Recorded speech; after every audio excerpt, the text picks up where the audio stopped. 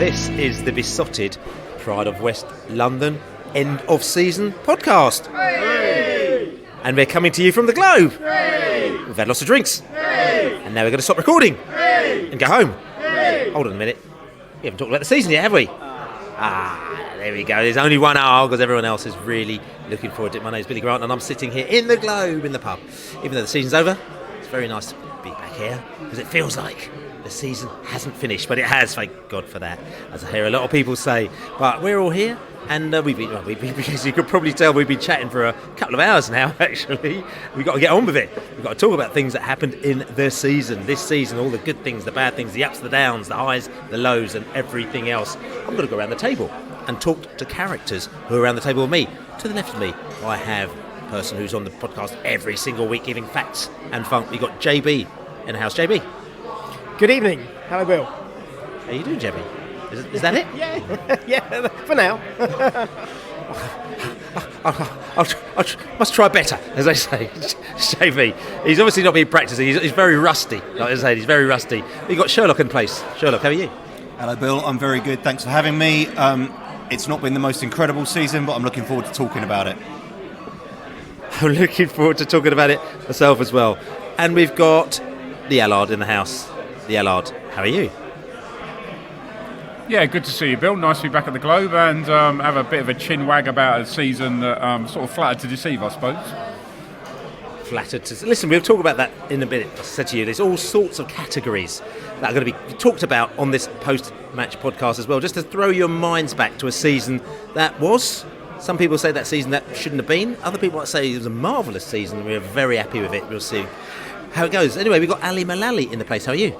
I'm very well. I'm just sorry that the listeners can't see the technical wizardry and workarounds that's going into this podcast right now.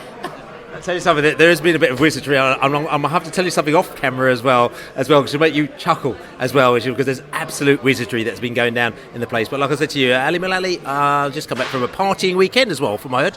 Yeah, her go to third birthday party, so that was a bit of a laugh. I'm still getting over the hangover because it went on all day, but yeah, I had a great weekend.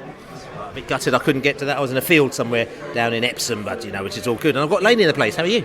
Good afternoon, Bill. Yeah, I'm all right. I'm looking forward to putting this season to bed, actually. I can forget about this season after tonight, get on with the next one. It's not very summery, though, is it? It's like mid-November out there. It's not very warm. But after listening to this, everyone will be warmed by what has been an entertaining season, if not a spectacular one. Indeed, there we do. So anyway, this is the post-match, or the post-match, the end of season podcast. It's like the post-match, it's like the post of the post-match. And we're just going to go into all the categories straight after this.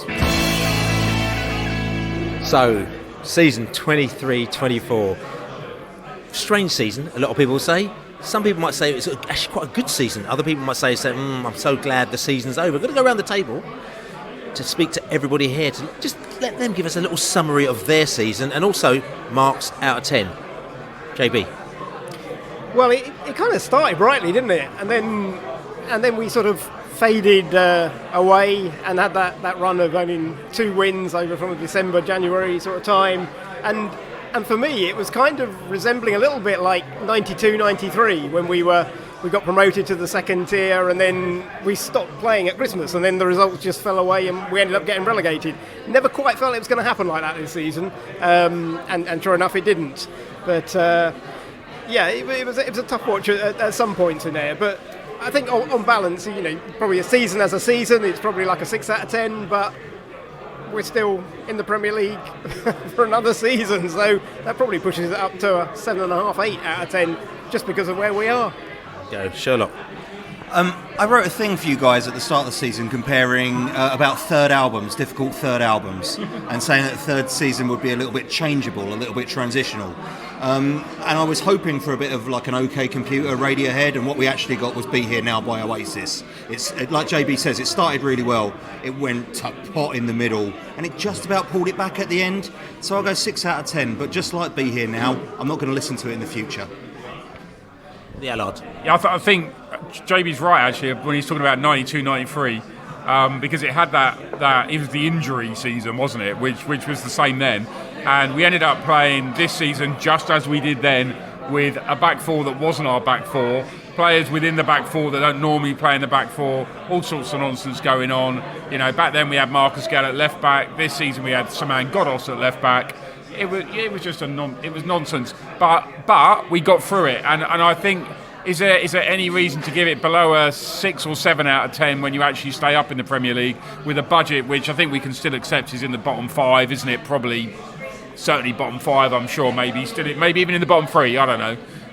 So it wasn't a disastrous season. It was a grindy season, and we ground it out, and that's kind of a good thing. And it was good to get one of those seasons out of the way. Ali Mullalley. Yeah, I sort of echo with what everybody's said so far. It did start really well. It's been quite a roller coaster ride. There were some games I went to, I literally felt sick beforehand. But we've ground it out, and we got there in the end, which is the main thing. And I think we had this season probably the sort of season we were expected to have that first season in the Premier League, and our hopes and expectations got raised by the first 2 seasons. And maybe this was just a bit of a reality check for us about where we are. I think actually, considering all the trouble we had with injuries, I would give it a good 7 out of 10 that we managed to finish 12 points clear of the bottom 3 in the end. So yeah, I'd give it a 7 out of 10. Laney. Well, I'm not sure we should. I think the problem was that because we had a fairly decent start to the season, we got lulled into a sense of it. Oh, actually, it might not be as bad as it probably always was going to be. If taking Ivan Toney out of our team, taking 20 goals out of a Brentford team, only was ever going to lead to one thing, and that was the struggle. And I think because Brian and Bumo filled the void, and he was scoring goals, and we used to score goals, and we picked up a decent draw against Spurs, although we should have won, and then we won at Fulham. I think we thought, we're going to be all right, and I think we made the mistake of thinking that we were going to possibly have a better season than we were going to. But when then the goals started to dry up a little, and then the actual other injuries kicked in, I think it's a miracle we survived, if I'm honest with you. And I think there were times we were the 3rd worst team in that division, and I think it was only the start, and I think the points that we got as soon as Ivan came back. I know his form dipped after that, but we got a couple of wins, and I think the Forest win was when I realised that we were going to be all right, because the teams below us couldn't buy wins for Toffee. They couldn't win. They just didn't win, and we could still. So I think it's a miracle we survived. So for me, just glad it's out of the way, and we can get back to being Brentford again. Marks out of 10? 7. Okay, and for me, I'm going to be honest with you. The season. Listen, we all knew that there's an Ivan Toney problem, okay, at the beginning of the season, so it's how you're going to solve that problem. So, also the thing is that we've had a few good seasons, we've had no injuries, we've had good seasons where everything's gone our way. You know there's going to be a season where something doesn't go your way. We went into that season with an Ivan Toney problem, and we seemed to have solved it the first month, and we thought, brilliant, we're going to do all right this season. It doesn't necessarily going to be top 6 or top 4, we're going to survive it. But then, when all the catastrophic injuries came, that was when the fear came.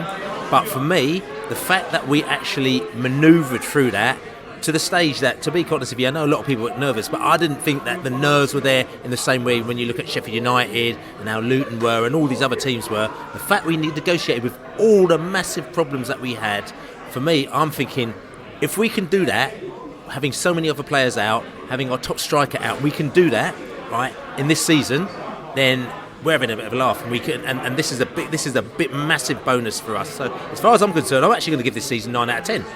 Right, giving it 9 out of 10, because for me, if we can do that with that type of team, when your team is back and you've got all the players up and running and everything like that, it's good. But the one thing that I would say on a bit of a negative, a lot of that I think is down to Thomas Frank and how he's been able to manoeuvre this season with the players that he's got, because he's kind of like he's done really well with the players he's got, and he's got players to play out of position. We're going to probably talk about that later, like who's going to play in, let's play left back, let's play just who could play anywhere, right? And he's managed to do that where other managers haven't been able to do that with their team. So the fact is that I know there's a few rumours going on about Thomas Frank at the moment now, whether he's going to go or not going to go. That could have a big impact. And I'm just saying, I'm putting that fact down. I'm just saying, listen, we know Thomas, we think he's going to be there. I'm saying that is a key factor within the side and how we operate. And I think he's shown 100% what his worth is like now, and he's turned these players into magical jewels. Ali? I was just going to say, and we've never been in the bottom 3 still. It's true. We weren't in the bottom 3 at all this season. So 9 out of 10 for me, so which is all good. Now, what else are we going to go to? I'll tell you something. Let's go obvious. We might as well let's go straight up obvious. We might as well, just like we were at the red, what's it called, the red ball, what's it called, a big red ball. We're at the big red ball here, and then they come in and they've got a few awards that they give out. And not Red Bull Leeds. Not the Red Bull Leeds. No, sorry, not Red Bull Leeds. No, sorry, that's a different podcast actually. Well, it will be a different podcast when they rebrand it, won't it? Yes, it will be. Yes. Yeah. Anyway, we'll talk about Leeds a little bit later. Coming back to the big red ball, straight up, player of the season. Who's your player of the season, JB? For me, it was Vitali. Because he was so versatile. Because if we were still playing in 1 to 11 shirts, he would have worn probably more shirts than anybody else in the season from the different positions he played. And not only that, he played in every single game, every single league game, every single cup game. He was out there on the US tour. And whatever was asked of him, he never let us down. And that versatility, changing positions during a game, that's why for me it was Vitali. Okay, good. And JB, we're gonna just throw in a little bit of a facts and funk medley a little bit later on in this podcast, almost like a medley of the whole season, where you just threw together a load of facts and funks together. Are you looking forward to that? I definitely am. Yes. I mean, you did it, so you should be looking forward to it. And there might be a bit of repetition there. Well, it might be. Listen, but we're allowed to repeat things because it's the end of season podcast. Laney. For me, I'm going to give it to Brian Mbeumo. I know he missed a chunk of it, and people say, "Oh, you need someone that's played every game." But I think it was his quality that got the season off to a solid start, and it was his return and the quality that he brought back into the team. Probably more than Ivan Toney that got us over the line. And when you can bring players back like Brian Mbeumo, if only we could bring back Rico as well at the end of last season. But hopefully we got him to look forward to towards the start of next season. But yeah, Brian Mbeumo kind of epitomises all that is brilliant about Brentford, and I love the fact that he's never linked with moves elsewhere, and it doesn't mean that people aren't interested. I just think he's very happy here. And I just, for me, Brian Mbeumo just showed how good we still are in what was a pretty miserable season at times. The Allard. Ethan Pinnock for me. It was.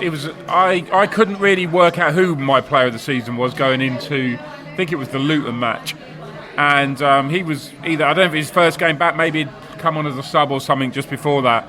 And he was just such a Rolls Royce in that game that it became so clear to me that, albeit he missed a fair few games this season, he was almost the glue we needed just to give us a little bit of calm at the back, and for Collins to play his best alongside him. It just, I can't say enough about him. I think we've undervalued him over the years a little bit, and it just became so clear in the last few games this season that he's so good, so good.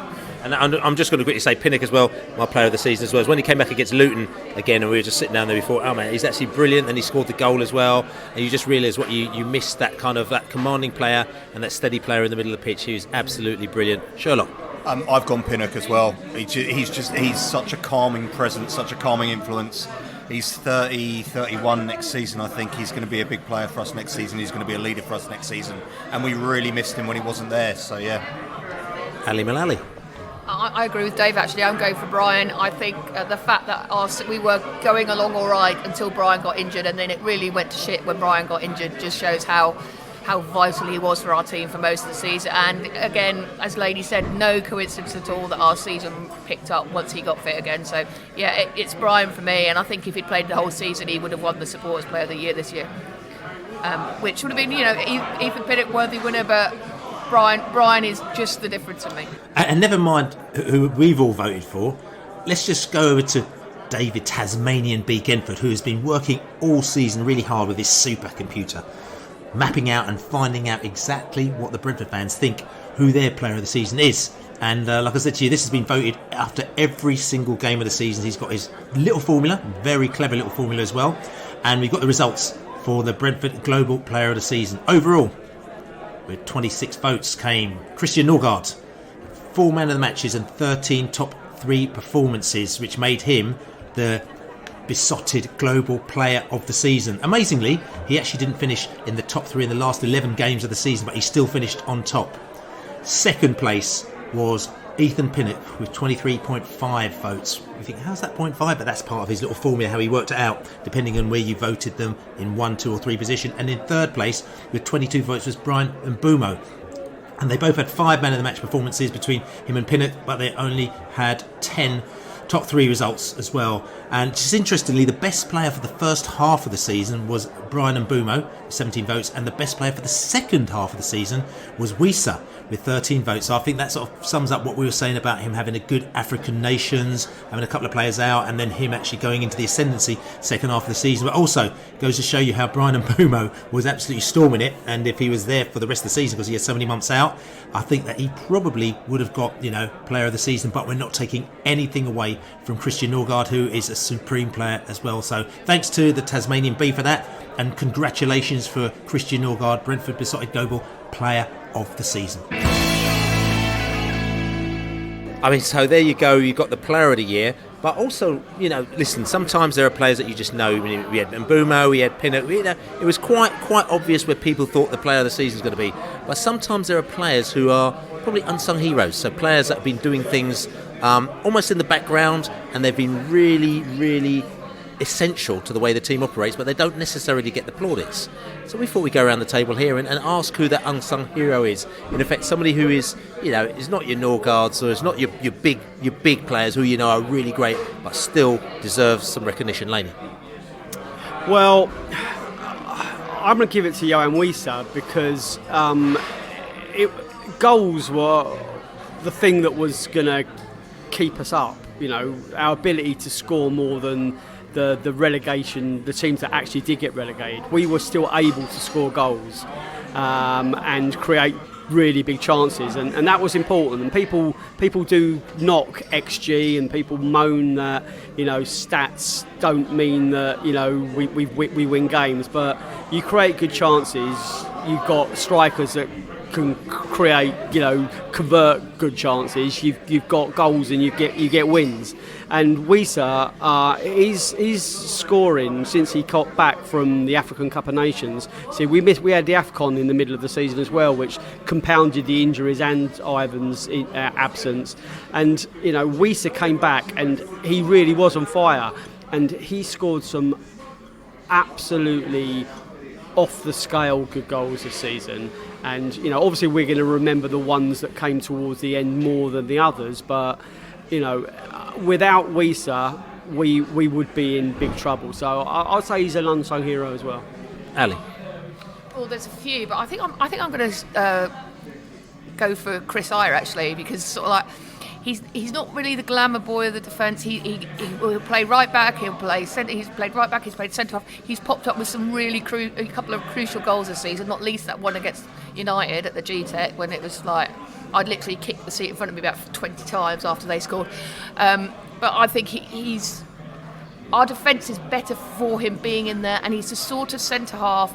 He wins headers, he generally wins headers in the air, he's got pace coming forward, he's really good at bringing the ball out of defence, and you really notice it when he's not there. And he's popped up with a few key goals, and I just love his attitude, how he celebrates every tackle. I think he's a great player. If he can stay fit, he can really, really become a huge player for us. And I'm going to flip in here, and I'm actually going to say Roslev. And the reason why I say Roslev is he's the type of player that when you were in the side before, your heart sank just a little bit, because you're just thinking, we're kind of like we're not punching at the levels that we should be really. He's coming to the side, which means that we're struggling a little bit in defence and we're patching it up. There's him and there's Mads Bech Sorensen, who, as a Brentford player, you always back them because they're out there and they're trying their hardest and they're doing the thing. But in the back of your mind, you also knew, we're going down a notch here defensively. But I think as of late in this season, and I think this season's been very good for him because he's been able to get a lot of game time that he wouldn't have normally got, and he's gone out there and he's just stepped up a couple of levels, and it's got to the stage where he's confident. He does the right things defensively. He does the right things, but also attacking wise as well. He does the right things. I think Laney used to call him Big Game Ruslev. Big Game Mads. Yeah, Big Game Mads as well. Like, you know what I'm saying. So like for the big games, he used to come in. A few little assists there and everything like that. And I just think that this has been a really good season for him. And I think how you can probably judge it, and I mean I don't know because I don't manage another team or I don't own another team, is whether or not, say for example, another Premier League side, if we were to get rid of him and say, we'll have him because he's got good Premier League experience and he's done that, so maybe a middling to a sort of kind of lower side, but may actually say to him, we'll pick him up, which for him, coming out of our B team, I think it is a good thing. So Mad Robslev, I think he's had a brilliant season and fair play to him. He's dumbfounded the critics and he's moved himself forward. The Allard. Isn't the correct answer Saman Ghoddos? At the end of last season, we said to Saman, sorry mate, you're not good enough. See if you can find something else to do. And then we had a minor little panic because of a few injuries, and we brought him back in. And I don't think he let us down once. And he scored arguably the goal of the season against Burnley. He played at left back, right back. He must have played in midfield. He finished the season at centre back, which was fucking brilliant. Because it meant, it wasn't, but it was. Because didn't that mean he's played in every outfield position for Brentford pretty much. Probably apart from his favourite. So I don't know. I thought that was a genius move, just to keep me entertained. But he didn't let us down, and I just think he's gone from being this player that people maybe sort of, I don't know about laughing at, but people sort of were down on him, and he's really become a cult hero in the last, certainly this season. He'd sort of picked it up a little bit towards the end of last season, but probably by not playing. But this season he's become a cult hero by just coming in and doing a job when we've needed him. And people maybe new to Brentford as well probably don't even know the history of Ghoddos, because Ghoddos actually came in, he was meant to be a striker that was going to come in to replace Neal Maupay when Neal Maupay left to go to Brighton. And at that time Ollie Watkins was a young kid with us, and he was playing on the wing, and we didn't have any and basically we couldn't get old Ghoddos because he had a couple of gangster managers at the time, and it just didn't happen because there was some really bad things that were going on. So we didn't sign him, and then we didn't sign this other guy called Lyle Taylor, that was it. Lyle Thomas, sorry, Lyle. Lyle Taylor, which was probably a good thing. I think he was at Charlton. He was at Charlton. And he ended up at Forest, like most players who you lose where they've gone. That's right. Yeah, exactly. Yeah. So he was one of the sort of 3 million signings that Forest had as well. So yeah, we were meant to sign him, which we didn't do. So Saman Ghoddos is meant to come to us centre forward, so he didn't do. But then we decided to the following season sign him as well. When Ollie Watkins went, and I think we lost Ollie Watkins a couple of seasons later, and then Saman Ghoddos came back to us. So the irony is that he was meant to come as a striker 1 year, as to be the key striker, and he ends up at left back and right back and everything else, which is all good. So anyway, Sherlock. I was going to say Ruslev, but I'll go for a player in a similar sort of position, not on the pitch, but in his career, and that's Keane Lewis-Potter. He's supposed to play up front. He spent most of his season left back, left wing back, out of position. Quite thankless task. He's only young. His development got very, very rushed. He got pushed into a lot of games that he shouldn't have played, and he just got his head down and got on with it. And he might have made a few mistakes, but the experience that he's got this season, similar to Ruslev, is only going to stand him in good stead next season. And, when he actually got to play in a front three, you saw how good he was. Like, he was amazing. So, yeah, KLP. JB. I'm going to agree with Laney and go for Wissa. He missed those 4 games for the African Cup of Nations. And he had a pretty good tournament as well. But then he came back not all the rest of the season. He was great. And he scored. He's the only player to score a brace outfield goals. Brian got one that was a penalty and an open goal at Fulham. But and he reached 12 goals for the season. Now, there's only 7 players in Brentford's history who've reached double figures in the top tier. So he's up there with the likes of Dave McCulloch, club legends, Di Hopkins, Jack Holliday, and he's up there, Ivan Toney, obviously, in recent times. So, he's really created a mark on club records. So just keeping it on and up as well. I mean, Brentford, it hasn't been the best season in the world, but at the end of the day, you can't have brilliant seasons every season, and it doesn't really matter how badly a season goes, there's always got to be an up within that season, I believe. Even for teams that get relegated, they might have a brilliant away day, just whatever it may be. So we're just going to go around the table here and just get everybody's season highs. Sherlock? I think I'll go for the draw against Man United at home. We absolutely battered them pillar to post, should have been out of sight at half time. The fact that they got a point out of that game, the fact they got 4 points off us this season is a travesty. And to get it back, to get the draw back after they'd scored so late, I think that's the point where you think, do you know what, we're going to be fine. We're not in the same sort of boat as Sheffield United or Burnley. We're going to be okay. And so I'll take that one. Thanks. JB? I'm going really, really left field on this one. Back in October, I was involved in the opening of the plaque that went up outside near the 1 over the 8, where the Oxford and Cambridge pub stood, and where, of course, Brentford were founded, as we well know, in 1889. But apart from trying to photograph an aerial photograph of the pub, it was also doing research that actually found out that there were 2 Brentford rowing clubs, and it was 200 days from March 1889 when the rowing club used to meet at the Bunch of Grapes at Brentford Ferry. They had a bit of a bust-up. Half of them left the Bunch of Grapes and went down to the Oxford and Cambridge. They're the group that set up the football club. The other group was still at the Bunch of Grapes. So there were 2 rowing clubs, both called Brentford Rowing Club, both wearing claret and blue. There was no salmon involved. That was definitely a red herring. And that twist of fate, that little disagreement that people had back in that March, led to the football club being founded. It wasn't an easy ride back then. Our history has got all these little quirks in it, and that story, finding out that story, was definitely a high of the season for me. So it was sour grapes, was it? Sour grapes, yeah, probably. Okay, I'm just checking. Yeah, sounds like Laney. For me, I'm going to say Neal Maupay's goal against Forest, because Chris Wood had just brought it back to 2-2. And we were like, we were up and we were down, and then we were back in it, and we had to win that game. And it was a real seesaw match, and Maupay produced a really excellent finish that I think went to VAR, and the goal was given, but the relief and waiting for the final whistle in that game, and it was like 9 minutes to play. For me, that was just such an incredible moment, and I'll never forget that goal. Ali Mullalley. I'm going to go. Can I have 2? Is that okay? I'm going to go for coming back from 2-0 down at Villa Park, because I thought we were down and out at half time, and it was just sort of like everybody's like, reminded me of Burton away a few seasons back in the Championship. And then we got a superb goal from Zanka to bring us one back. But we really played them off the park second half, and we almost won it. And I thought, against a team that really were flying at that point, that was it was great. We came out celebrating a draw, and it was just from such a low point at half time to such a high point in the second half. I thought it was a great one. And also the women's team winning a cup double at the end of the season, having just missed out on promotion by 1 point, which was obviously gutting for them and for us. But to come back and win 2 trophies at the end of the season was a really brilliant effort and very well deserved.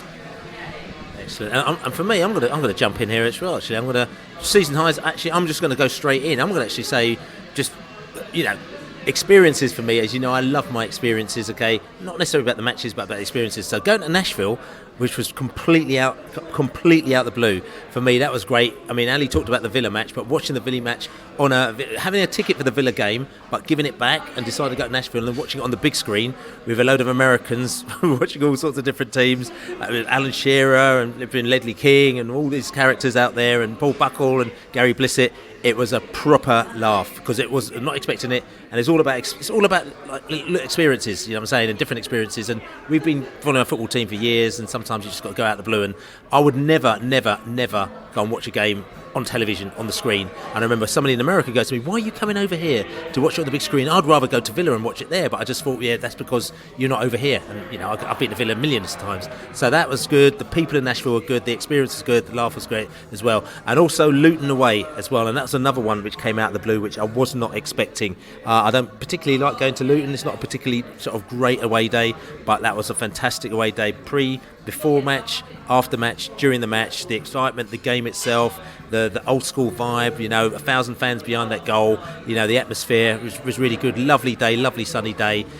Just great away day, Luton. I mean, I could go on about I could go to Bournemouth as well, but I'm not even going to go there about that one. But to me, when you talk about season highs, it's not about how our team has done and us getting, I mean, Luton, yes, we did, but it was Sheffield United that we were actually, that we saved ourselves. It was just more about experiences as being a football fan and going out there, experiencing, meeting different people and having laughs. Who else? The Allard. I'm going to say winning away at Wolves, that 2-0, because we were in this run of games, weren't we? We'd play, I think it went Tottenham, Man City, Wolves, Liverpool, Man City, and there was so much pressure on us to actually get some points in that game against Wolves, and it was and it sort of epitomised the season in that when we really needed the points, beating Forest, beating Luton away, beating Burnley, we got the points, and that Wolves game was a little part of that, and a really, really important little part. And I don't think many of us gave us a chance away at Wolves. We'd lost to them away already, hadn't we, in the FA Cup and stuff like that. So I think that was a really, really sort of a real high, and I remember sleeping well that night. Yeah. Who else have I spoken to? Sherlock, have I spoken to you about that? Yeah, I spoke to Ali, I spoke to you? I spoke to everybody. Oh, I'll tell you something, I've done that's full house, haven't I? Well, I think it's important that there was very few massive highs, but there was still some there are some still ones there that we will remember in a few years' time. And I think if you can come out with some highlights in a season to forget really overall, then then it's okay, because you think about Burnley, Sheffield United, and Nottingham Forest. They did struggle, and although we struggled at times, we still have the quality to get through. Yeah, but I mean, again, you say that, and that's what I'm saying about how that season, we didn't go in the bottom three. Right, we went out there. We had injuries plenty. You looked at every game thinking we're going to win this, but listen, Chelsea away. No one's mentioned Chelsea away. What a great away day, right? So, Bournemouth away. What a great away day that was. Lovely sunny day. Fulham away. What I'm saying. So listen. For a season that's meant to be really crap, we've actually had a lot of really good highs in that season. You know what I'm saying? So we can't. And there were also some really close games as well, where we were out in terms of players and quality that we could draw upon. Man City. But Man City, we lost by a single goal. Tottenham away, we lost by a single goal. We hemorrhaged goals quite a few times in 2s and 3s. West Ham away, Tottenham away.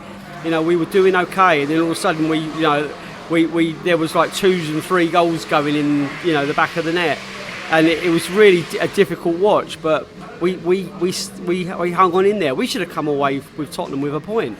We should have come away with points from other games as well.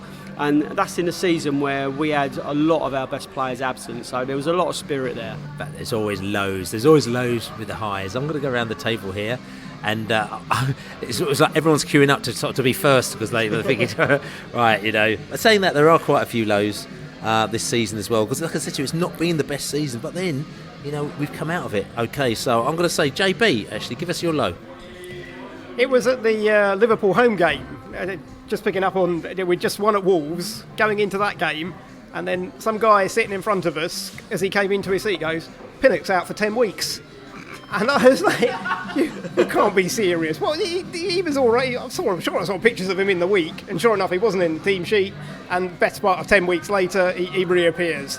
But that moment of complete disbelief that he was not going to be around for that, and as we talked about, it's such a bedrock in the defence, and and we took a little time to readjust to his absence, and didn't actually win until he came back in the side.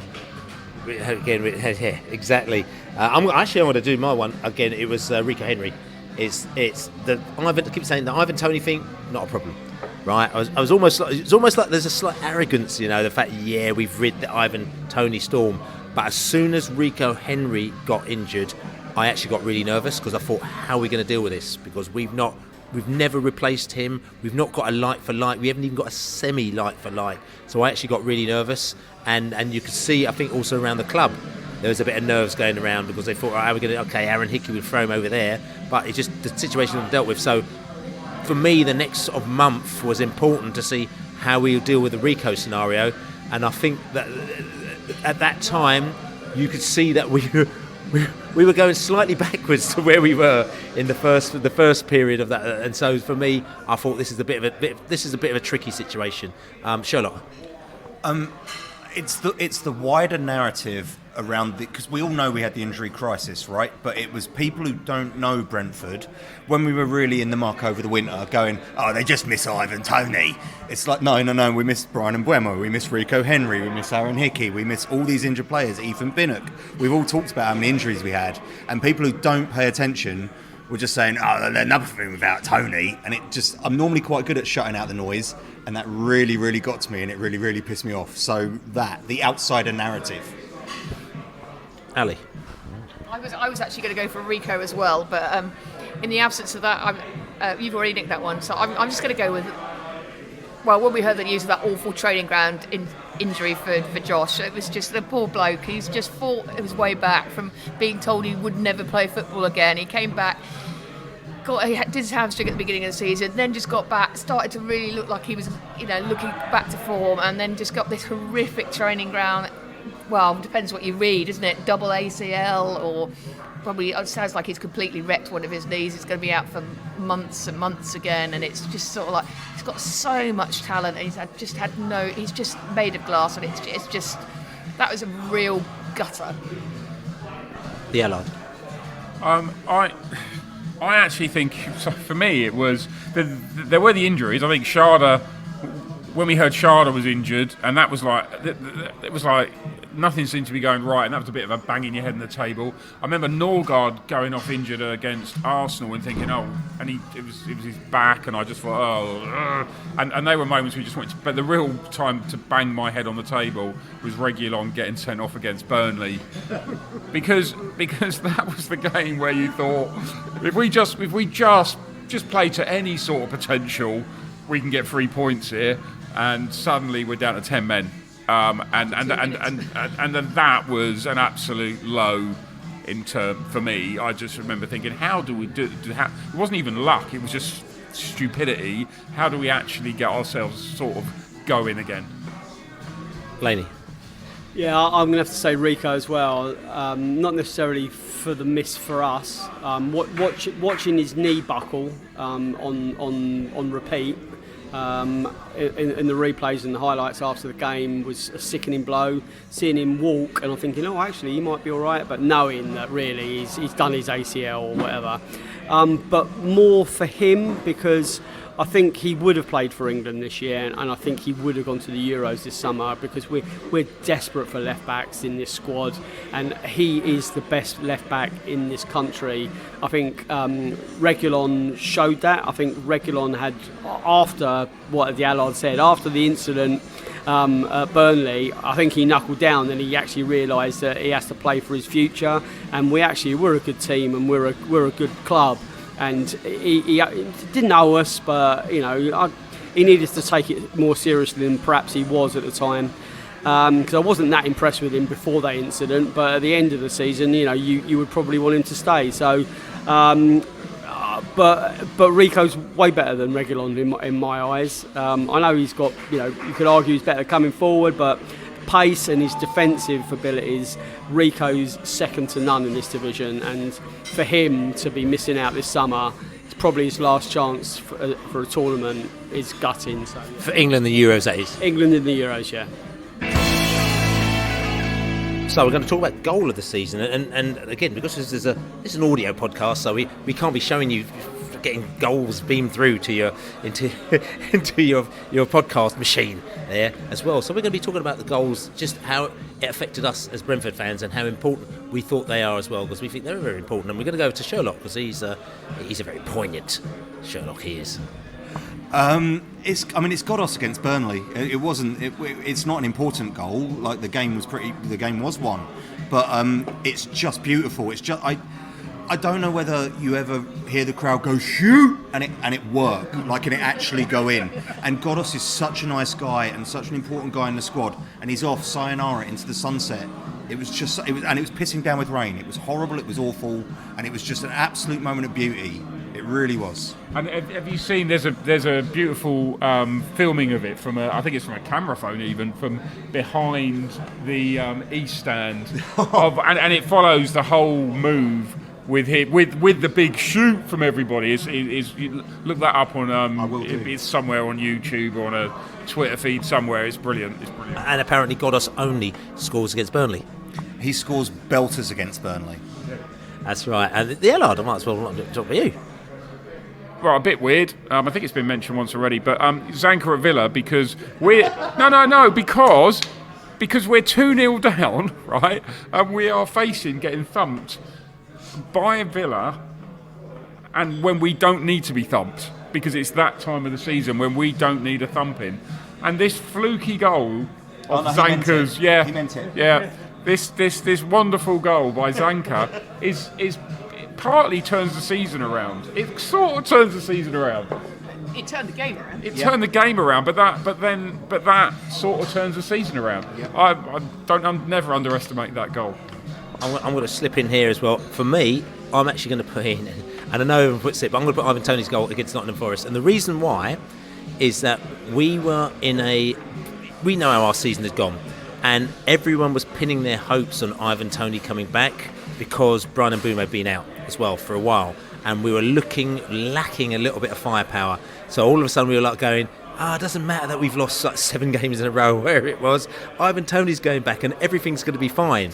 And in a way, in the back of your mind, you're thinking, everything's going to be fine. I really hope it's going to be fine. I hope it's going to be fine. I hope it's fine. And then he came back under the whole fanfare, like, you know what I'm saying? I mean, the Forest fans are really pissed off as well. That's the other thing that's really good. The Forest fans are thinking, fuck me out there. Ivan Toney comes back against us. And it was like Sky News is all on the TV. Honestly, it was just like it was like somebody had arisen from the dead, like, you know what I'm saying. And Ivan Toney came back, so he's come into this game, and you're sort of thinking he's come into this game with a lot of hype. You know what I'm saying? He kind of needs to deliver. He needs to score, and he needs to sort of tell us and the world that he can score. And the fact that when he came up there and then he moved the little foam line and he moved it across, took the free kick, bang, in the back of the net, and he scored. And I just thought, all of us lot, we just went, yes, there we go. That is the goal that really kind of it's done the business. And I just thought, brilliant goal, brilliant moment, brilliant for Brentford, because I think at that stage, things just kind of just turned around. Laney. I've already mentioned Maupay's goal, so I won't repeat that again. I've told you how important that was to me. So hearing what everyone else is saying, I'm actually going to go Wiesa's goal at Bournemouth, the winner, because little did we know at the time that Thomas Frank's dad had passed away in the build-up to the game, and we were probably would have been happy with the draw, but to win that game and for the magnitude of what had happened to the Frank family. To emerge after the game, it meant a huge amount, and what a goal it was. It's a kind of goal you can watch over and over and over again. It was an incredible finish, and it was something that I think that a goal that we'll look back in a decade and remember. Ali. I'm going to go for, and again it's already been mentioned, but I'm going to go for Ayer's equaliser against Man United at home, because we had just, as we've said before, we just absolutely battered them, and then Mount got that goal in what was it, 93rd minute, and half the crowd walked out. I remember kicking the seat in front of me repeatedly of somebody who walked out. They weren't still standing there, and how do they do this to us? They did this to us, Old Trafford. They've done it again. They don't deserve it. And then we just pulled that goal out. That's the assist from Toney, where we just completely bamboozles Martinez, and Martinez decides to disappear again until the cup final. And then Ayer just arriving seemingly from nowhere, just to bag at the back of the net. And it was like a winning goal. It really felt like a winning goal, because we so deserved. Well, we deserved 3 points out of that, and to get nothing out of it would have been an absolute travesty. And it was just sort of like, I think I've celebrated that goal more than any other goal this season. JB.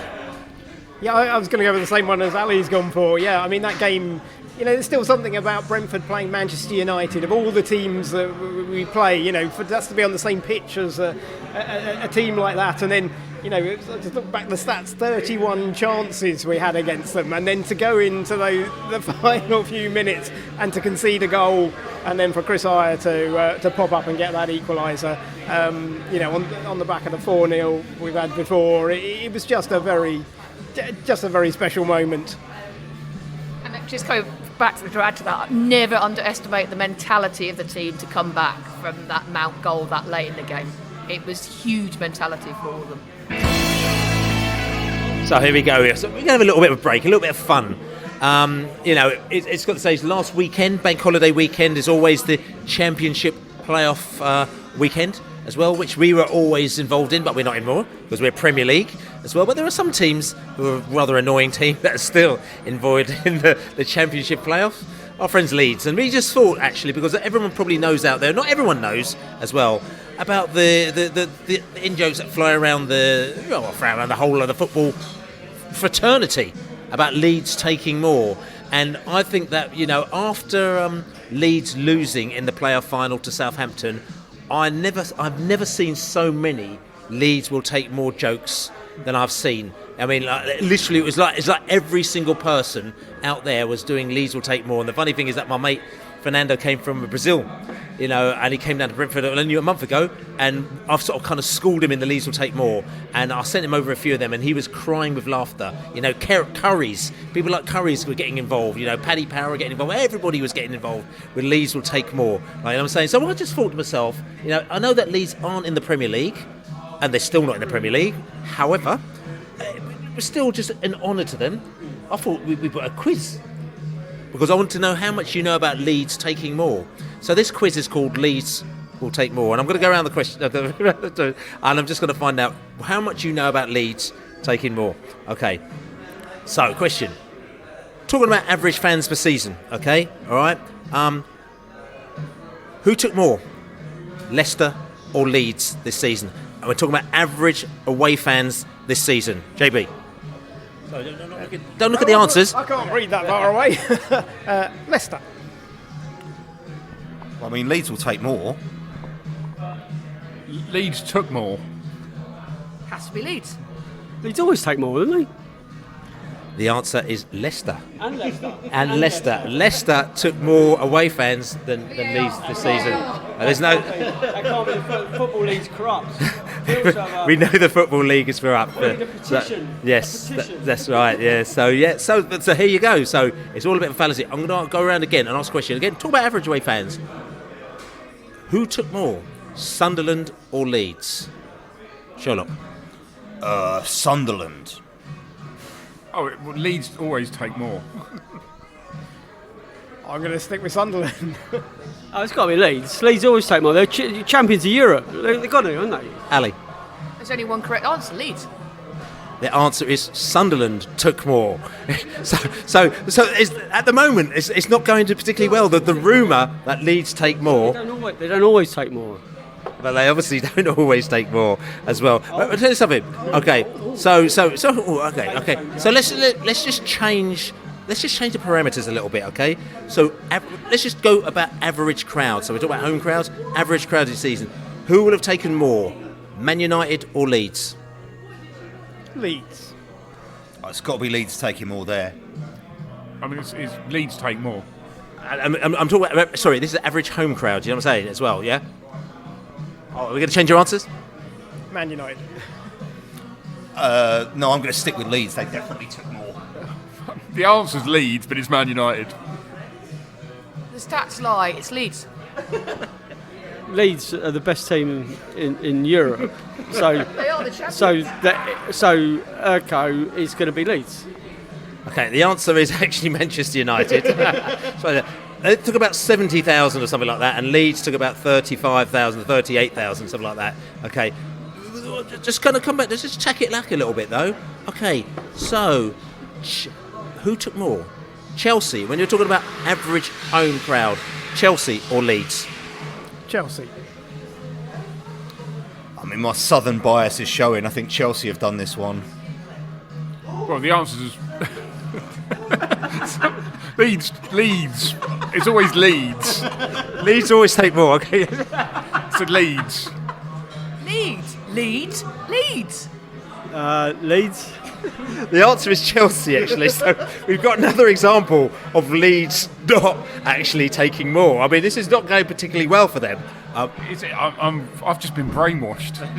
Okay. Who took more to the playoff, the final? Okay, so so go around. So, here we go. So to the playoff final, I'm going to ask you, who took more? We had Southampton and we had Leeds. Who took more? JB. I think Leeds might have that one. Leeds always take more. I mean, I really want to win this quiz, so I'm going to say Leeds. I think they were given an identical amount of tickets, but Leeds would have bought off the touting system, so they would have had more. Leeds. The answer actually is, and I'm just going to give it this. Southampton took 35,667 to Wembley, and Leeds took 36,462. So Leeds did take more. So finally, Leeds have got it. But tell you something now. I'm just going to flip the script a little bit here because this, I think, is a very important factor. Okay, everyone talks about there's people going around sort of taking their appendages out and going, oh, mine's bigger than yours. When they're talking about sort of the size of the stadium, they're all saying, no, Brentford. Oh, we're such a bigger team than you because we've got a bigger stadium than you. Oh.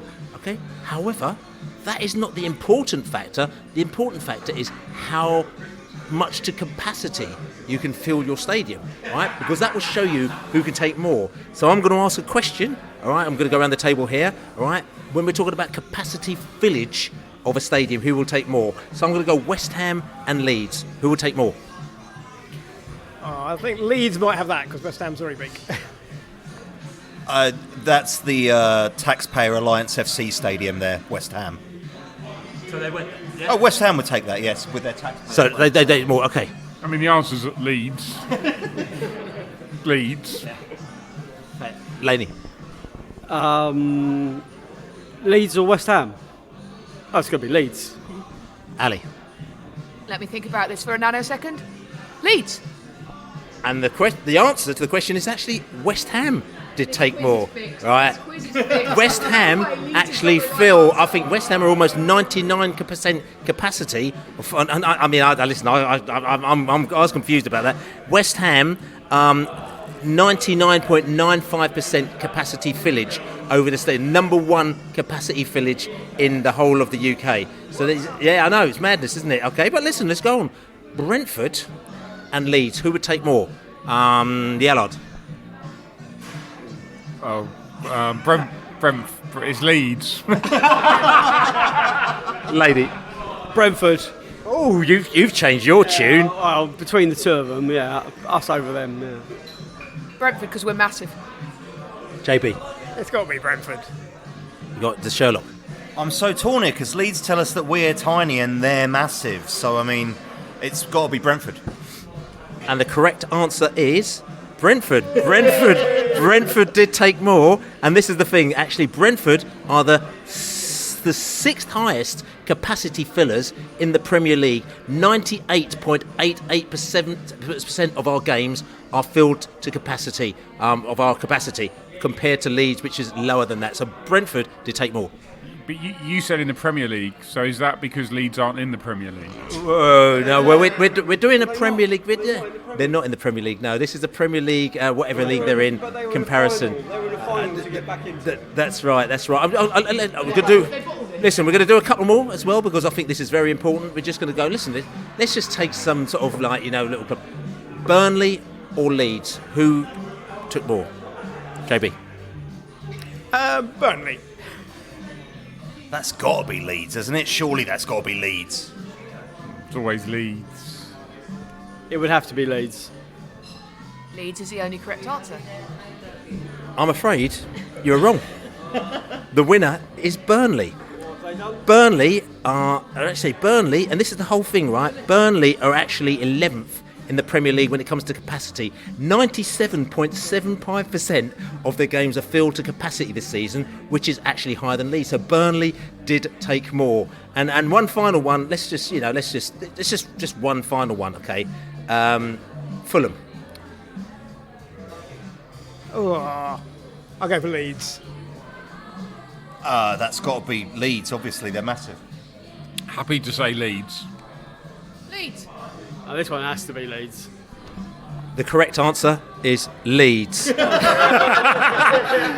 Finally, and of course it's got to be a shit laugh club like Fulham, Leeds did take more. Fulham were the 19th team in the Premier League out of 20 on capacity-wise.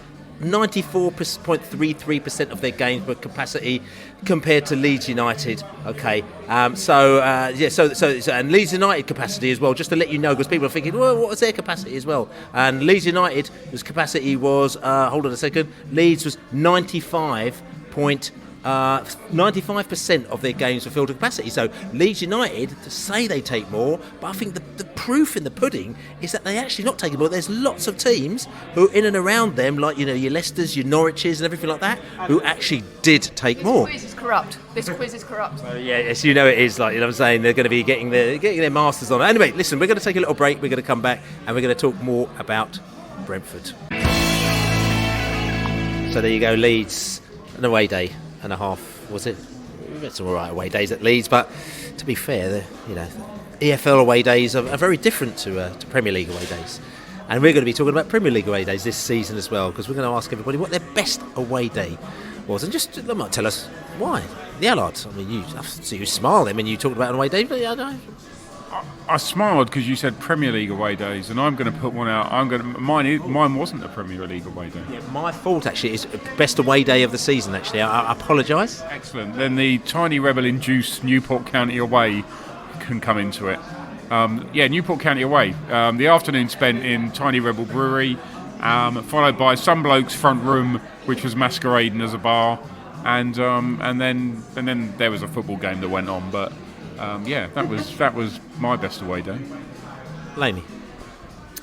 I'm going to go Stamford Bridge, the third one on the trot. 3 wins in 3 visits in the Premier League to Chelsea. We won. Not necessarily the game, like the venue. I hate Stamford Bridge. Brentford played really well. But the drinking afterwards in the back in Putney was really, really, really good. Ghost Whale. And we drank some interesting beers afterwards, and I just don't think you could ever tire of beating Chelsea with all their obnoxious fans, and we all know Chelsea fans, and to shut them up is just incredible, So the third win in 3 visits was pretty special. Have you noticed the Chelsea fans? After the game, you always ask them to come back to the pub after the game, and they never come back. I mean, to their own pubs after the game. They literally disappear and smoke. They just go. I mean, it's like they just go early. It's like a go early venue. It's like if Tottenham are losing heavily before the end, it's gone. Everyone's buggered off. Same at West Ham. They'd long gone by the time we finished dancing up and down. Long until the year. Yes. JB. Well, it might surprise you to know that even before a game I look at stats about the game as well, not just afterwards. And coming into the Luton game, obviously I looked at, there was this amazing game in 1933 where it was a 5-5 draw. And to imagine us scoring 5 goals, that game, apparently Jack Holliday scored all the 5 goals. And you just think, wow, that must have been quite a game. And then you go to the game at Luton and we score 5 goals. Which was just an unreal, given the season we've had and everything, and they were all good goals, and it was just a great atmosphere, and that for me was a cracking day out. Ali. Oh, Bournemouth away. I think for me it was just sort of like great on the beach beforehand, beers on the seafront, ice cream on the seafront beforehand, and beautiful day, and it's a beautiful place, the beautiful beach when it's like that, and the game was pretty good too, apart from we all nearly melted in the sunshine at the game, but great atmosphere, great game, a couple of great goals, and really good day out. And for me, I've talked about, you talked about Bournemouth, that was a brilliant away day, you can't deny that as well. I've talked about Luton before, that was a brilliant away day, you can't deny that as well. Talk about Aston Villa away, like I said, I was in Nashville at the time, again for me that was a brilliant away day, so there's 3 of those, but forget those ones. I'm actually going to talk about a team which we take the piss out for quite a lot. Nottingham Forest, right? I had a brilliant away day at Nottingham Forest. It was great, even with the Norris Forest fans moaning and everything like that before the game, having their drinks before the game, afterwards going back to can't remember the name of the pub, but meeting my Forest mates, going to the pub, afterwards going over the river, drinking by the river, meeting Sean Deitch and having a chat with Sean Deitch afterwards in the bar and everything like that. Staying out very late and staying in, just coshing up with some hotel with my Forest mate and everything like that. There was just all sorts of malarkey that was going on. It was honestly, it was brilliant. And as much as I moan about Forest, but I moan about Forest just because they just don't stop whinging. But as an away day, it is a great place to go, and just seeing what's happening with Forest at the moment now. They're sort of seeing with their owner, what's going on with him. Are they selling the City Ground, or they're going to move from the City Ground, or they're going to move to Totton, which is out of Forest area? I have to admit, if Forest started to play in Totton, which is like miles away from where they are now, that experience would be completely different. It's going to be like Brentford. At the moment, we're in Brentford, then we move to Kew, just down the road. Brilliant place to go to an away day. All teams love it. If we'd moved to Western International in Hayes, or moved to Woking, say no to Woking, okay, it would be a very different experience. And for me, as a Brentford fan, I'm not sure if I could. I would be able to stomach it as much, because it just wouldn't be as much fun, because the experience of going to a game is important for me. So Forest, brilliant place to go and watch a football game. The atmosphere around there was really great, and had a really great away day. So we've done best away day. You've got to do worst away day, and I'm gonna say somebody, Ali and Mullalley. You can because you've got so many. You'll have the pick of the bunch. Actually, if I ask you first, Ali. There's quite a few. I think Everton away's right up there, because we were flipping god awful that day, and my son and I got the coach, and that was that's a long way home on the coach. But I am going to go for Man United away, because it was just absolutely sickening to be 1-0, to be leading all the way through that game, and then to lose to 2 goals to Scott McTominay, who even their own fans will say they were just going, why, when they brought him on, and then having to walk back down to the tram where they're going, Scott McTominay. It's like, oh, fuck off. It was horrible. The Allard.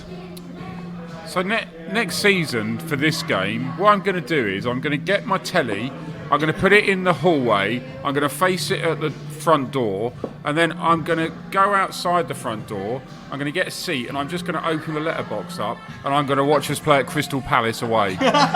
because that's basically what it is when you go to Crystal Palace.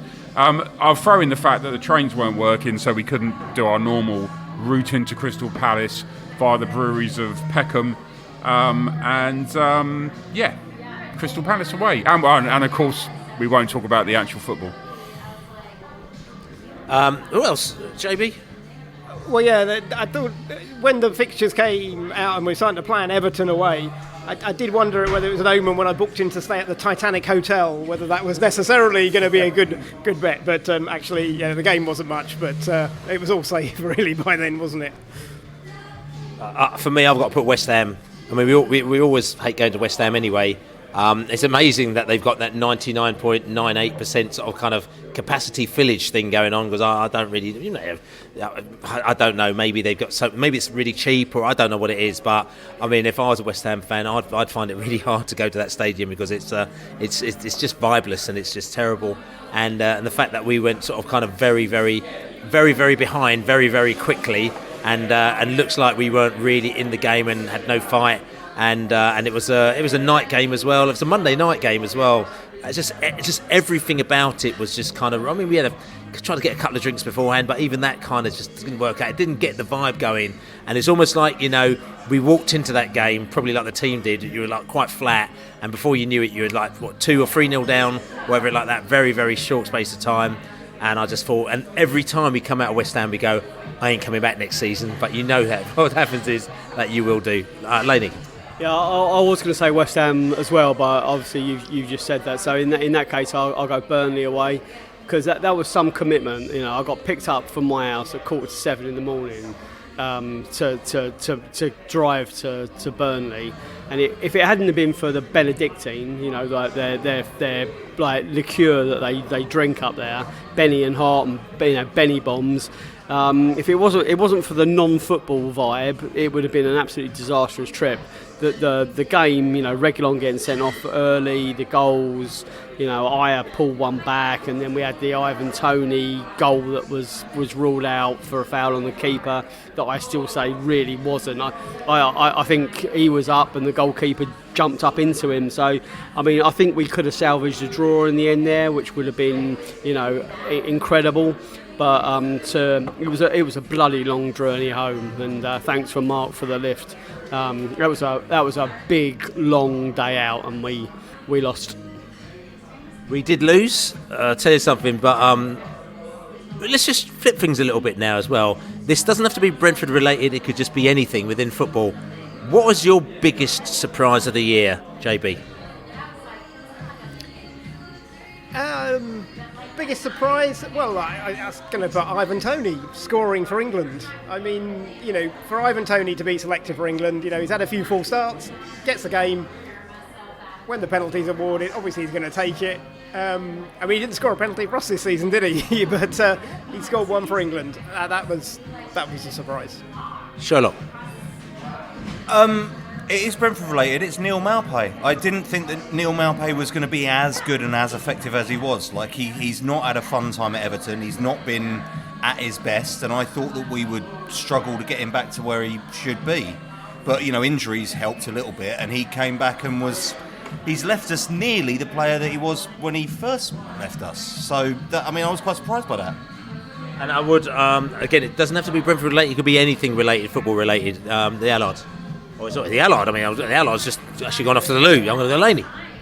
What surprised me was how long the points deductions that Everton and Nottingham Forest had hanging over them dragged on. If I'm honest with you, there was so much at stake for all the other clubs. Luton and Burnley. Burnley, they got relegated, but they took it to the last weekend almost. And for them to, have not cheated, and we had, points deductions and points reinstatements and then appeals and all that. I just think I don't think that was fair on the clubs that played the game fairly and squarely. And I think that it should have been dealt with a lot quicker. So yeah, just the amount of time it all took and the amount of faffing around. This is going to happen again in the future, I'm sure, and it needs to be dealt with a lot quicker. Okay, for me, the biggest surprise of the season, actually, which has just slightly been usurped by Ipswich, winning promotion, back-to-back promotions from Division 1 to the Championship, and then from the Championship straight up to the Premier League. That was a big surprise for me, but I think that was usurped in the last week by Vincent Kompany becoming manager of Bayern Munich, which I'm still sitting there and I'm trying to work out what the hell's going on. Listen, he's a lovely bloke and he did wonders with Burnley in the Championship, and it just goes to show you that A, anything can happen in football, and B, there are obviously people that are thinking. They don't think the same way that some of these people think with the conveyor belts, because for Bayern Munich to go for basically someone who's won the Championship, because that's what they've gone for. They haven't gone for his Premier League moves. He's done some moves in the Premier League. For me, I think that was pretty amazing. Anybody else got any surprises? Oh, the Allard. It's surprising that I think that Erik Ten Hag saw the season out of Man United. That's not me making a point as to whether he should have or he shouldn't have, but the fact that actually Man United stuck with him, which, to be honest, is quite surprising. Mine's also Man United related, actually, that they won the cup final against City and actually deserved to win that match as well. They were the better team of the day. I thought, it might be one of those ones where they might win it by one lucky goal or something completely against the run of play, but they won it and they deserved to win it. So I don't think anybody saw that coming. I suppose the biggest surprise you could say was that they had actually somehow they formed a plan to try and win a game of football rather than seemingly ran around like a load of disparate souls as they had done for the rest of the season. So talking about sort of souls and smirking and laughing, I'm going to ask you, Neal Maupay. We love Neal. He's a top bloke. He came to Brentford back in the day. He went away. He's come back again. We all love Maupay. He bleeds red and white.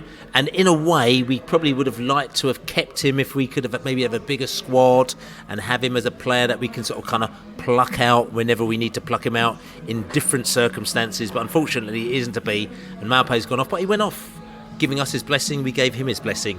However, we have another season to think back of Maupay Shithousery and what he's done. And I'm just thinking, what was your top Maupay Shithousery moment? And I think I'm actually going to go first, actually, because I just remember the one that I thought was actually quite funny, which we kind of saw it at Chelsea. When he was at Chelsea, and then he and I think he was warming up on the sideline, and their player was just about to take a free kick by the byline, and then he just kicked the ball away, and then he just sort of kind of ran off. He wasn't doing anything. He wasn't even on the pitch, and he got booked. He got booked for doing that. and the reason why that shit happens, because obviously, again, a little bit more time wasting. It kind of affects them. They're all sort of kind of giving him 2 fingers and stuff like that, and he just kind of just ruffled up the game a little bit, and I think, in a way that was good. Is it not good? I know that Thomas Frank has probably spoken to him a couple of times to say, listen, Neil, calm down a little bit, because there's been situations where we've probably been in command of this game, but your shithousery has actually kind of got the opposition, their backs up, and they've actually turned the game. So, listen, but for me, that was a funny moment. Anyone else on the Maupayism? For me, it was him doing the Madison darts throw at Spurs away. So Brentford have gone 1 up early on at New White Hart Lane, and the famous James Maddison darts throw celebration. Maupay and Ivan Toney have started pretending to throw darts, and it was really, really funny. I mean, it was genuinely, brilliantly humoured, but it was only ever going to end one way, and that was going to get our noses properly rubbed in it, and that was, it wound Madison up, and they were confronting us after that. So they came out the blocks in the second half and they blew us away. So we were 1-0 up, and then we were 3-1 down, weren't we? The Sherlock. Staying on the darts theme, I enjoyed Neil transcending football and beefing with a 17-year-old Luke Littler, who is a Man United fan, I think. And they got into a Twitter beef because Maupay said something about Man United, Littler bit, and Maupay went, I don't really care, man, and went back. And it was just, I don't know, there's just something beautiful about going, no, I'm going to have it with a 17-year-old. Yeah, absolutely. It's just Twitter. I'm having a bit of fun. Yeah, really, really enjoyable. Anything else, Maupay? I was just going to add on today is the afterwards, after the Madison darts incident, and the way he wound Madison up on social media afterwards was just hysterical. He posted something on his Instagram, taking the piss out of himself doing the darts celebration and saying, I might have gone too soon with this. And then Madison came back with, oh, well, when you've only scored this number of goals, maybe you should have scored this number of goals. And Neil went back with, well, actually, if you look at our goals per game ratio, mine's actually much better than yours. And it was just like, Madison was a complete meltdown over the whole thing. It was very funny. He said, I've not been relegated as well. Yes. The Allard. There was the WWE match with Emmy Martinez. That was quite good. But my favourite was the shithousery he did against all Everton supporters who think he's shit when he scored the goal against Nottingham Forest and proved actually he's quite good. Anything else? Anyone else on that? No, so there we go with Neal Maupay. We love a bit of Neil. So not all of them wear capes, but some of them do. Heroes and villains. Premier League heroes and villains. Just going to go around the table here. Like I said, some people might have some people may not. I'm just going to say if anyone's got a hero or villain that you want to talk about this season. Sherlock. I've got a villain for you. I've got Mark Clattenburg, the celebrity referee and Nottingham Forest enforcer. Ex-Nottingham Forest enforcer. I don't know whose idea that was. It was a really stupid idea. It didn't help anybody. I think it actively, if they were trying to get referees in their favour, it actively turned them against Forest. It made Clattenburg look stupid, not that he needs any help. It undermined Forest completely, not that they need any help. And it was a really pointless endeavour and it shouldn't have been done. Well, I'll go for hero. I have got a villain, but I'll go hero first. My hero is Thomas Frank. He just is. He's been linked with every big job going in the summer so far. He's too nice to get any of them, and he will stay with Brentford until we've won the FA Cup. He's taken us to Europe, and then he'll leave to take the Danish job, and then he'll do what he wants for the rest of his coaching career. He is right to be linked with Man United and Chelsea because his coaching ability is of that stature. but he's too nice to go there. He's at the right place, and we love him, and hopefully he will stay here for a long, long time. He's my hero. Ali. Villain, I am going to go for Mr. Ollie Watkins for his performance at the G-Tech. We cut him a bit of slack when he celebrated against us at Villa Park, but he went full all guns blazing, pointy power stance, etc, etc. And instead of really coming out and sort of like saying, yeah, I got a bit carried away, I'm sorry, it was an important goal, he sort of rather doubled down on it, and Villa put out this ridiculous statement when even Ollie himself had said it wasn't anything racist, implying that it was racist. And I don't know what happened to the investigation that was supposedly going to happen, but we never heard the last of it. And it's quite sad, really, because he was a bit of a hero for a lot of Brentford fans, and he really sullied his legacy that day. And yeah, he's the villain for the season for me. See, I'm not one that holds grudges, really, but I can't understand what possessed him to react like he did, because he had like such a great relationship with Brentford fans, and he left without blessing. It sounds a bit, he left and he went on and he achieved really good things at Villa. He's just undone that because of one Brentford fan, and the as Ali just explained, that digging down and knuckling down and sort of trying to just explain yourself away with what was nonsense has done him no favours whatsoever. And I thought he was way more intelligent than that, and he probably is, and he might regret it, but he's been a bit of a silly boy. Anyone else? Sherlock? Anyone else? No, I think everyone's done with that. So, most improved player, again, so, good Brentford players out there, but, somebody shone a little beacon, and you can see how much they've improved over the season. JB? Well, I'm going to go for Yarmaluk. I mean, he was involved in every matchday squad, and in a season where you've had so many players out, sometimes it just creates opportunities for players. He's only 20, and he's been involved in every matchday squad. He's come on, and he's learning all the time. Every minute he's on that pitch, he's learning and learning and learning. So it hasn't been spectacular this year, but I feel the foundations that he's put in this year will really stand him in good stead for the years going forward. Laney? Was this most improved? Probably Mark Flecken. He was awful at the beginning of the season, and he's a lot less than awful now. I think he's fought his way into the team. When we saw him in America, we thought, oh my God, he's got better, and fair play to him for doing that, because I'm sure he had a few sleepless nights, and I'm sure that he's questioned his move at some stage, like we have.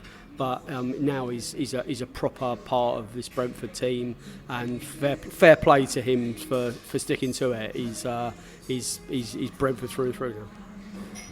The Allard? Damsgaard. I think, to be honest, at the beginning of the season he was a bit part player, and by the end of the season he was mostly a starter. He's strengthened. I can't believe he hasn't scored his first goal. I feel just terribly unlucky with the robbed with the Nathan Collins foul on McBurney, supposed foul on McBurney. But yeah, he's done. I think he's really sort of made some important contributions. He's become the player that I hoped we'd signed.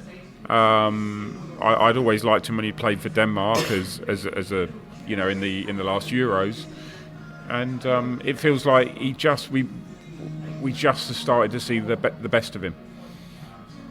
I was going to go for Damsgaard as well, to be fair, but I have championed Damsgaard for a long time. Anybody who ever listens to me, which isn't many people, know. But in the absence of that, as Matt's nicked Damsgaard, I'm going to go for Nathan Collins, actually. He had a few catastrophic, shall we say, games early in the season, but I think as the season's gone on, he's really improved. I think he's shown why we've bought him. I think he is very much, I know Allard and I have had this discussion about him reminding us of a young John Stones, with he's still got a mistake in him, but He's fantastic. He's really good at bringing the ball out of defence, and I think he's improved across the season. And I think he's rightly probably first choice partner for Pinnock at the moment.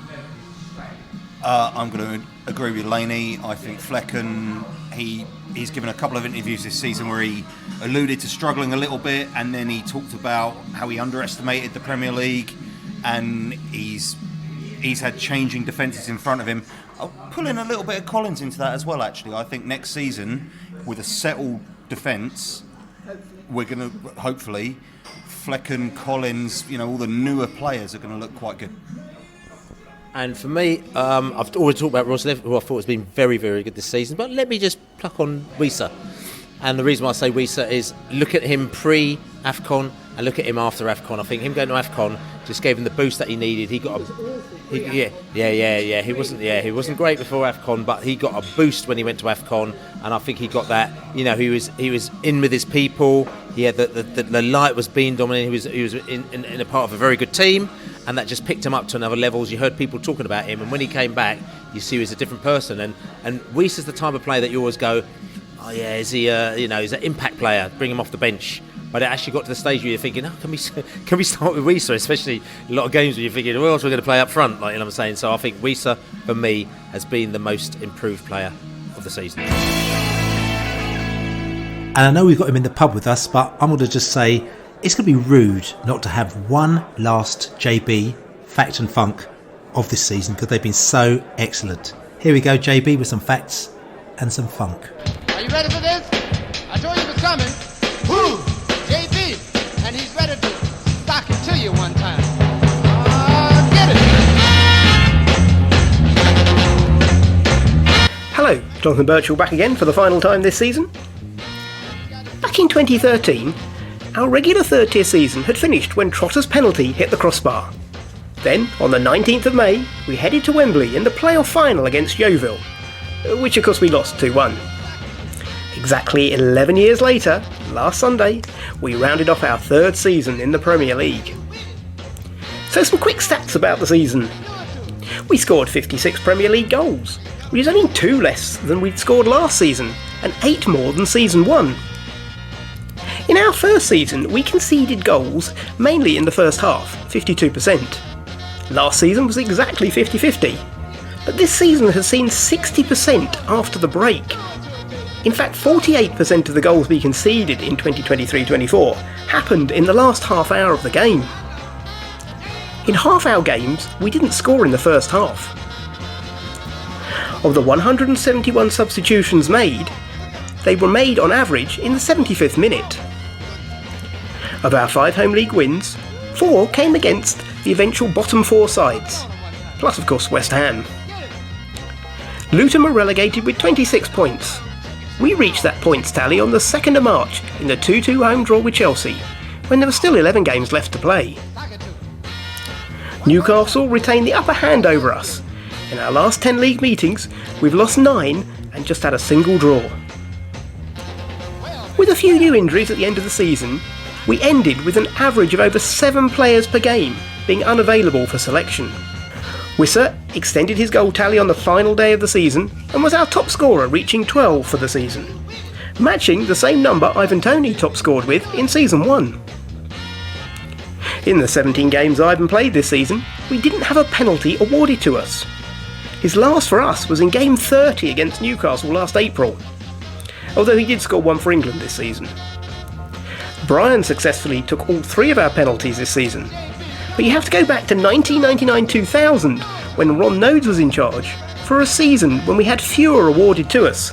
Then it was just 2, and we missed one of those. Although this season did produce 1 cost saving, no player went home with a match ball, as for the first time in a Thomas Frank season, no one scored a hat-trick. But for me, the highlight has to be scoring 5 away at Luton. It was the most we've ever scored on the road in 162 top-tier away games.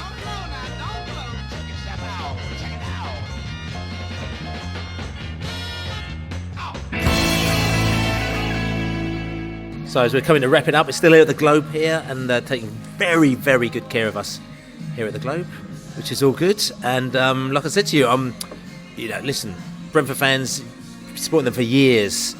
And people come, people go, players come, players go, fans come, fans go. But they're Brentford through and through, and they stick with us forever. So we're going to talk about a section. We're going to say gone but not forgotten. And I'm going over to you first, Laney. Gone but not forgotten. Yeah, I mean, we've lost some really good people this year. In terms of not being with us anymore. Brentford fans that we went to the Wild Bees funeral not so long ago. We had Beckles this year. Stan Bowles, we've lost him this year. There's been a lot, and that's only the tip of the iceberg. I know it's part of the circle of life, etc. But we've lost some really good people, really good Brentford people this year. Also, there's Brentford players that have moved on, and there's Brentford players that have moved on, and good things have happened to them. Pontus and Dalsgaard.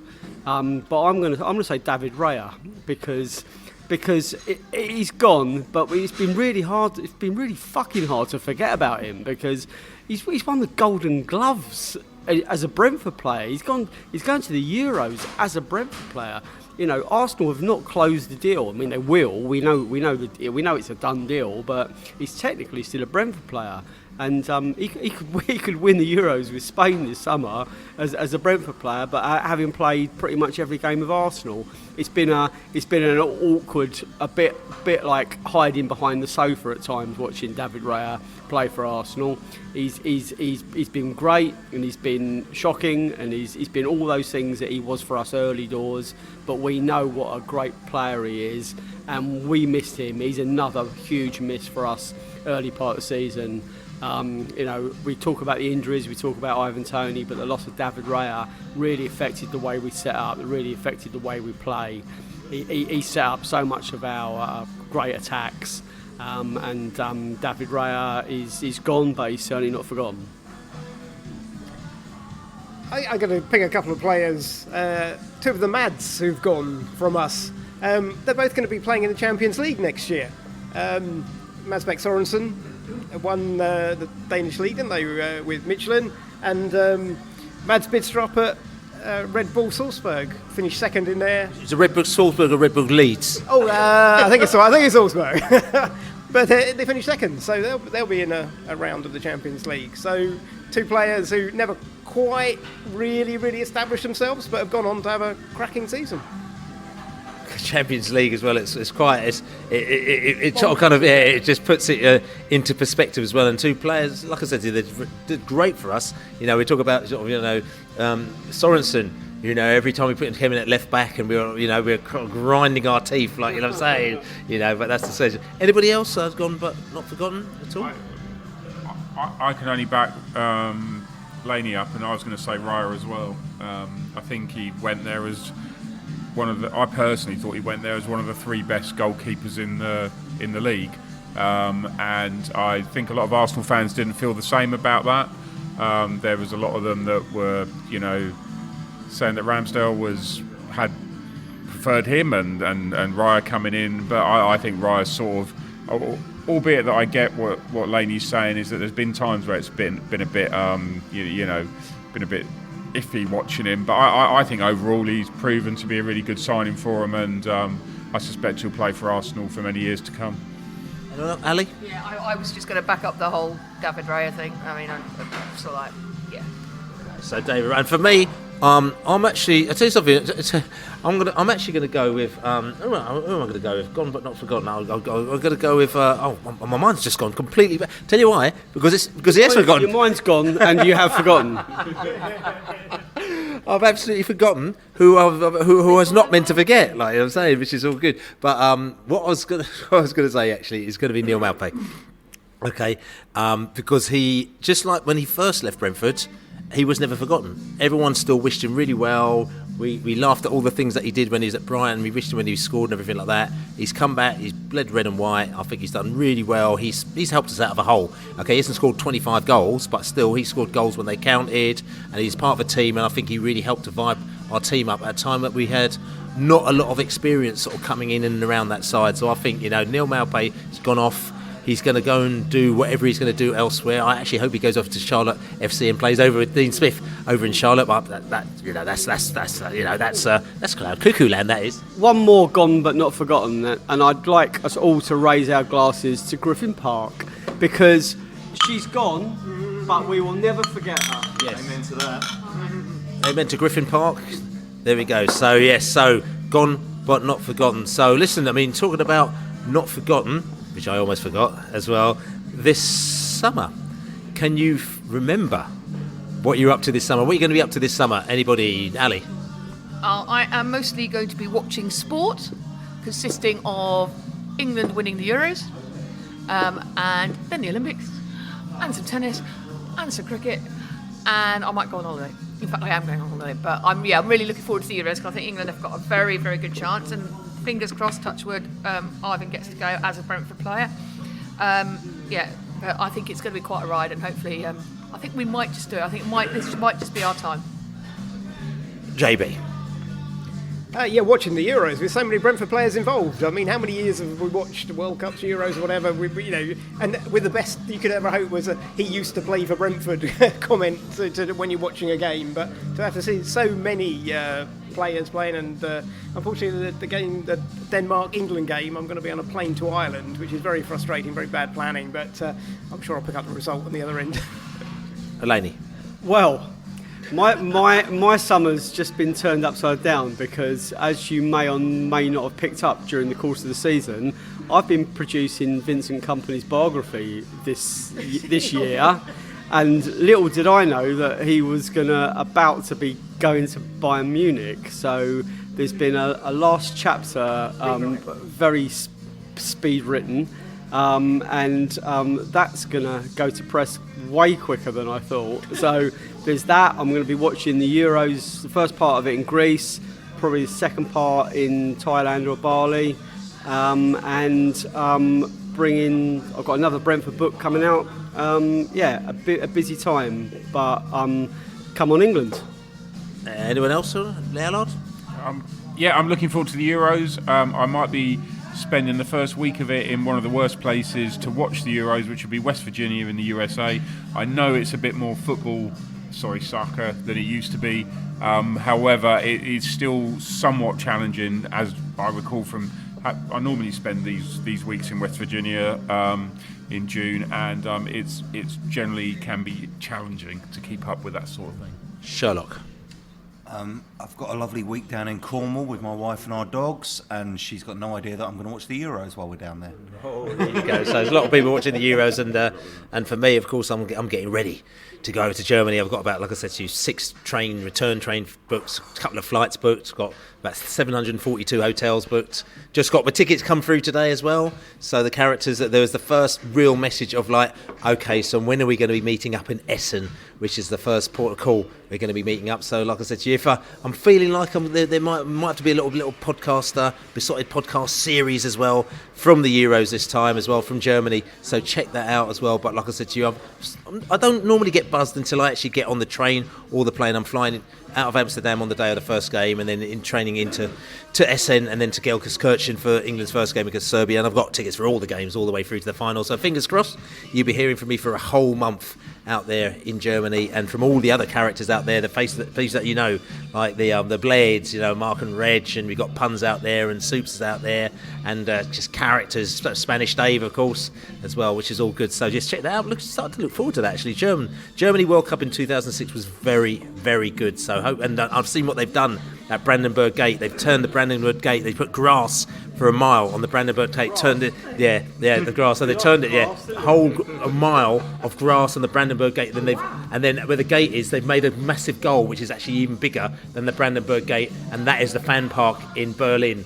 And so honestly, they're going out on a different level. So and I remember when I went to Germany, every city that you went to just had fan parks and their bars and the big screens and everything like that. So you don't even have to go to the game in Germany. You can go anywhere because they do the football takeover. So it's going to be very, very good. And Americans who are listening to this, you don't understand. It is a different story over there. It's not like the World Series and all that stuff. I'm sure that's all really cool, but this is like a personal football life takeover thing. It's brilliant. You know what I'm saying? Which is all good. And then after that, I'm going to Ireland. I'm going to the Flower, actually, in Wexford. At the beginning, the first week in September of August, coming back for the season and everything like that. Coming back to the Panthers pre-season training session at the back end of the summer as well. So anyway, the Allard. Well, no, you just made me think, because I may well be in Pittsburgh for the England-Serbia game. So if there's anybody listening who can recommend a spot in Pittsburgh, can you push that out on some sort of socials to... Pittsburgh Bees. Maybe meet up with a few. Yeah. Oh, yeah, see the Allard. If you're at Pittsburgh Bees or anywhere in and around that, Steel City. Night with the Allard. The Allard. I think it's mid-morning. That's right. So there you, Night in Allard. that's breakfast right. with Allard. That's right. So anyway, listen, we've talked about that. We're going to go around the table because obviously it's the end of the season. Listen, Pride of West London podcast, end of season podcast. We've talked about last season. We're in the Globe. They've taken very good care of us, which is great, brilliant. Can't wait to come back next season again. We're back down here where they take more care of us than they've done this season as well. But finally, talking about next season, what are you looking forward to next season? What do you think is going to happen next season, JB? I seem to remember sitting here a year ago and saying, I want next season to go well in a cup. That clearly didn't happen, so I'll say it again. We're way overdue a good cup run, and if we keep players fit, maybe new signings along the way, that would be it, to get to a semi-final or a final of a cup. Sherlock. Brian and Buemo, 20 goal involvements. Ali Mullalley. I am looking forward mostly to seeing Rico Henry and Aaron Hickey back on the football pitch. Laney. Closure and Ivan Toney wins away at Man United and Liverpool. The Allard. I'm looking forward to what I think is going to be a transitional season, and everybody putting their hair out in October and November, as is now tradition. What am I looking forward to next season? This is ironic because when we were in the Championship, I couldn't wait to not go to Ipswich again. But next season, I'm actually really looking forward to going to Ipswich again. I'm looking forward to going to Forest again. I'm sort of looking forward to getting to Southampton again. Phone party. That's right. That's right. I have a phone party, definitely. I'm looking forward to going to Leicester as well. All the sort of Championship teams again. I'm looking forward to going to those places as well. But I'm also looking forward to, you talk about transitional season. I'm looking forward to obviously getting our players back from injury so that they're okay. But I'm actually looking forward to seeing what is going to happen, because I think there's a real realisation this season that we need to step it up, and we got away with it to a certain extent this season with what we've had, with a bit of magic, from the manager and the players pulling together in all these different positions. But we really do need to step it up if we're going to compete in this division. So I think it's going to be really interesting what happens in the summer and how they merge players, because they're going to have to buy quite a few kind of higher quality players to take us up to another level. So for me, I'm very excited about that, as you call it, transitional period, because it's going to be New Brentford. So I'm looking forward to New Brentford, Thiago and friends. You never know, Thiago might be a bench player. Thiago and chums. That's right, and Chumley Warners, you know what I'm saying, which is all good. But anyway, this is the Beesotted Pride of West London end of season podcast. We're still in the Globe. Hooray! We're still drinking. Hooray! It's very late. Hooray! They're going to kick us out. We're still in the Premier League. We're still in the Premier League, and we're still. Listen, don't mention Leeds because they're in a different division than us. We shall move forward. But anyway, listen, we want to thank you for listening to us all season. Thank you very much for your support. Like I said to you, buy us a beer, beesotted.com/beer. Thank you to everyone who has bought us a beer. We were going to finish and just chill out for a few weeks, but we may have to do one last little podcast. I put a tweet out earlier asking people to contribute questions, and there were some absolutely brilliant questions. Didn't really quite fit into the end of season thing, but we have to answer the questions because there's some really good ones. So it's also an excuse to come back to the pub. We're gonna there will be another podcast next week. Which is all good. So we're looking to do another podcast before we chill out for a few weeks, and then we go into Euros mode. So thank you very much for listening. We're in the Globe here. We're having laughs. Come on, Ubies. End of season jolliness. Cheerio.